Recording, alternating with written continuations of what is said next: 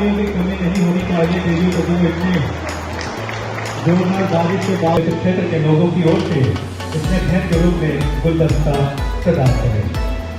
श्री संजय गोयला साहब बहुत ही जोरदार देवी को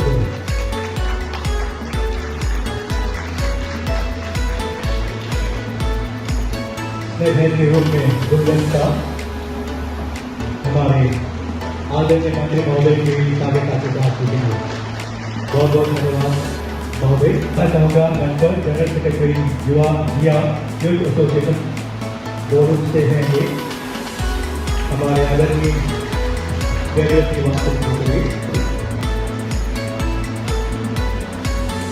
तालियों की कमी नहीं होनी चाहिए। देवियों के दिनों सभी आदरणीय सदस्यों हमारे सभी आदरणीय सदस्यों के लिए अब मैं आपको कहना चाहूँगा कि टोनी बोरा जिला परिषद तालियों के साथ अभिनंदन देवियों को करो। बहुत बहुत धन्यवाद धन्यवाद किसी विलेज किया धन्यवाद। अब मैं एग्रीकल्चर अरुणाचल प्रदेश धन्यवाद। अब मैं श्री जे लेगो एपीपीएस डॉक्टर संजोग Kumar Mandal national general secretary किसान मोर्चा अरुणाचल प्रदेश तालियों के साथ अभिनंदन देवी के करें।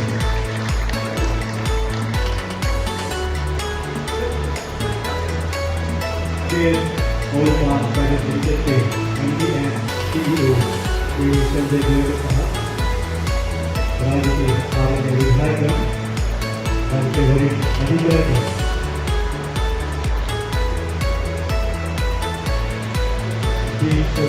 आपके विशिष्ट दिनों का आभार प्रकट करें। बहुत ही जोरदार ताली के साथ हमारे के द्वारा बहुत ही जोरदार ताली चाहे।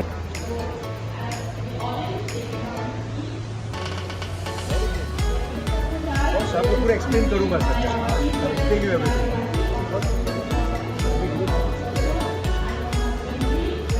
दूसरा आपको बता रहा हूँ सर। आइए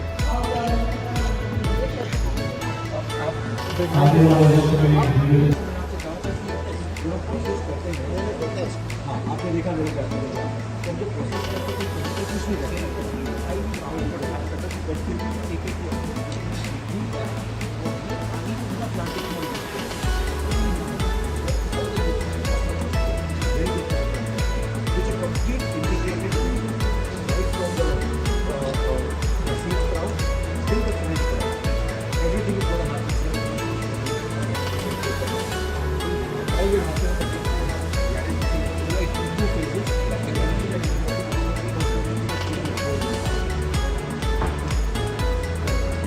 जैसे है ऐसे ही आएगा।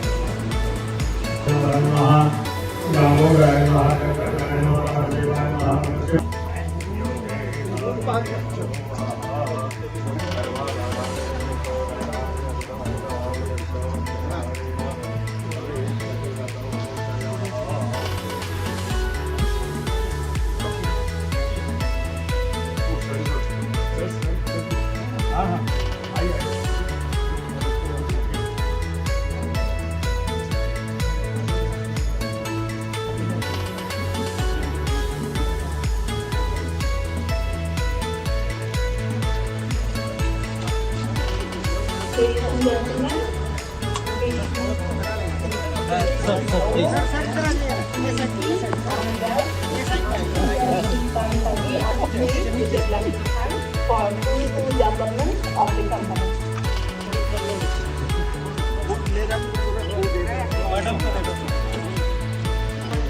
This is the female flower, this is the male flower. Male inflorescence. The pollen from male will fall out of the female, crossing done, and the bunch will come. This is the bunch. This is a ripened bunch. This is an unripened bunch. Means this is ripe for harvest. Where you have the loose socket. This is the fruitlet. This is the fruitlet. It drops from here. We call it as the loose socket. that the potential and proactiveness I see in Arunachal Pradesh is incomparable to any other region of India. With all our collective work, I truly believe that Arunachal Pradesh can and will make oil palm for the rest of India.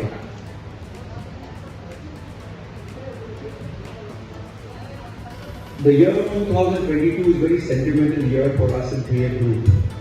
Exactly 60 years ago, we were the first in the country to extract rice bran oil from rice bran.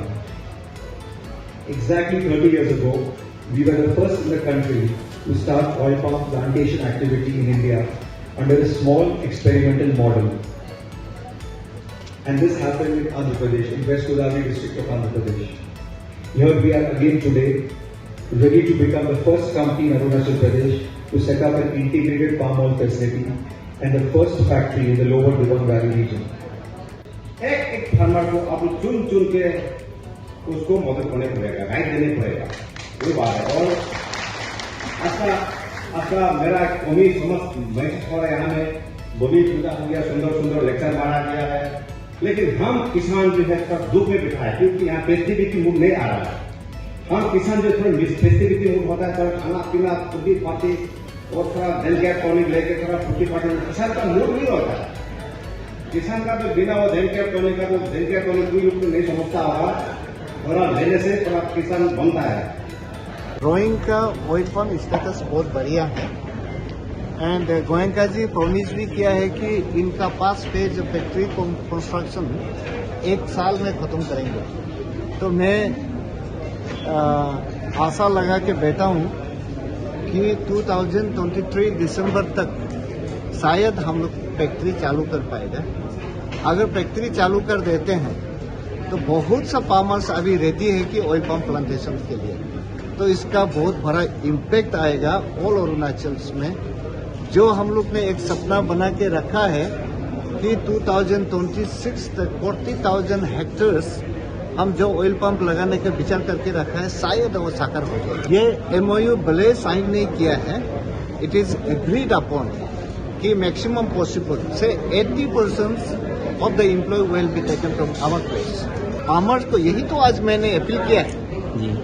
ये मान लो, ये समझ लीजिए कि आपने एक tractor खरीदा है ना, अगर ट्रैक्टर को सही अगर मेंटेनेंस करके रखेगा तभी तो आपका खेती में हाल जुटेगा, खेती में हाल जुटेगा तभी तो फसल आएगा। अब फैक्ट्री ओनर्स को आप तंग करोगे तो आपका ट्रैक्टर जैसा बैठ गया तो आपका प्रोडक्शन को कहाँ इस्तेमाल करेगा। अगर किसानों को ठीक से नहीं रखोगे तो अगर फैक्ट्री मालिक कहाँ से माल लाएगा। This is a mutual dependable job है, इसलिए मैंने बोला है कि इसको एक दूसरा से ट्रस्ट बिल्ड करना। ये बिडू टैंग साहब ने आज बहुत सुंदरता से आप लोग को बताया है। पाम ऑयल में जो पब्लिक को नेगेटिविटी जो डाला है, दिस इज नथिंग बट जो पाम ऑयल का इंपोर्ट बिजनेस में इंडियन इन्वॉल्वमेंट वाला उसको यहाँ आगे ना बढ़े, ये नेगेटिविटी को बढ़ाने के लिए बोला है सर। अदरवाइज पाम ऑयल में हमने शुरू से हर साइंटिस्ट के साथ में डिस्कशन करके देखे, देयर इज नो रिवर्स। अगर जो भी आएगा हम लोग वेलकम करता ही है, जो भी आएगा वो करेंगे। एक आदमी का काम नहीं है ना। हमारा यहाँ में 1,30,000 हेक्टेयर्स को हमने पाम ऑयल खेती में किया जा सकता है। इतना मेरा पास में जमीन बैंक है, लेकिन उससे 5 फेज में हम लोग 40,000 हेक्टेयर को ही टारगेट लिया है। अवेयरनेस का बजट भी नहीं है इसमें। गवर्नमेंट ऑफ इंडिया का पॉलिसी भी रिसेंटली ही ये ऑयल पाम में ट्रस्ट शुरू किया है मोदी सरकार आने के बाद। अदरवाइज ये पहले से शुरू करना चाहिए। अभी बहुत कम है, अभी बहुत कम है, कारण रेवेन्यू ओरिएंटेड वाला हमारा प्रोडक्शन अभी तक फैक्ट्री बैठा नहीं है। जो कुछ भी है वो फार्मर्स जो हैंड टू माउथ का जैसा ही अभी तक चल रहा है। तो एरिया एक्सपेंशन में हम लोग पिछले 3 साल में काफी हम लोग हलचल मचाया। एग्री एंड हॉर्टी का एक ऐसा चीज है जो आज हमने काम किया है आज ही रिजल्ट मिलेगा, ऐसी बात नहीं है। उसका गेस्टेशन पीरियड होता है किसी का 7 साल लगता है, किसी का 5 साल लगता है, किसी का 3 साल लगता है। गेस्टेशन पीरियड खत्म होने के बाद तब हम लोग बता पाएगा कि हमने कितना मेहनत किया है, अभी हमारा इनकम कितना एक ये रहेगा, एक छोटा सा पावर प्लांट रहेगा। So this will be phase 1। आगे चल के जब फेज 2 जब हम पहुंचेंगे तो फेज 2 में ये हम जो पाम ऑयल फैक्ट्री है इसका कैपेसिटी हम एक्सपैंड करेंगे। नंबर 2 हम एक पाम ऑयल रिफाइनरी डालेंगे and the whole idea is कि पाम ऑयल रिफाइनरी से हम एक ब्रांडेड पाम ऑयल बनाएं, रिफाइंड पाम ऑयल बनाएं और रिफाइंड पाम ऑयल हम पूरा अरुणाचल और आसाम मार्केट में हम यहाँ पर उसको स्प्रेड करें। So that is a whole idea. और इसके अलावा हमारा ये पर्टिकुलर जो आप देख रहे हैं हमारा ये जो फैसिलिटी है यहाँ पर हमारा एक नर्सरी एक्टिविटी है, हमारा पूरा एक डेमोन्स्ट्रेशन ऑयल पाम प्लांटेशन का प्लॉट है। हम एक टेक्नो फिजिबिलिटी स्टडी कर रहे हैं to set up a seed garden. तो हम चाहते हैं कि अगर ये टेक्नो फिजिबिलिटी स्टडी से हमको रिपोर्ट अच्छा आया तो हम यहाँ पर ऐसे विभिन्न प्रकार के सीड स्प्राउट बनाना चाहते हैं, एक हाइब्रिड क्वालिटी का बनाना चाहते हैं, very suitable for Indian condition. So that's a broad plan for Arunachal प्रदेश।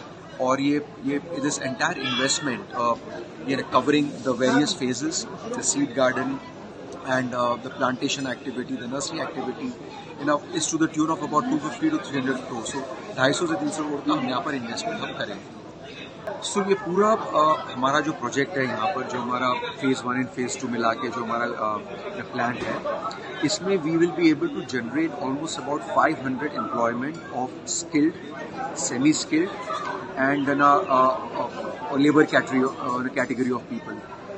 अगर आप हमारा एक्टिविटीज़ देखें, जो विभिन्न राज्यों में हमारा एक्टिविटीज़, हमारा हमेशा मकसद ये रहा है कि हम सबसे पहले we try to source manpower from locally, because as a company we have always believed in inclusive growth. तो हम हमेशा चाहेंगे कि हम लोकल मैन पावर रिक्रूट करें, good manpower, hard working people हम रिक्रूट करें। कहाँ आगे जाके अगर हमें शॉर्टफॉल रहता है तब हम बाहर से सोर्स करेंगे। So this is going to generate a good employment and in the state of Arunachal. तो सबसे पहले मैं आपसे बात करूंगा in terms of how this benefits the farmer.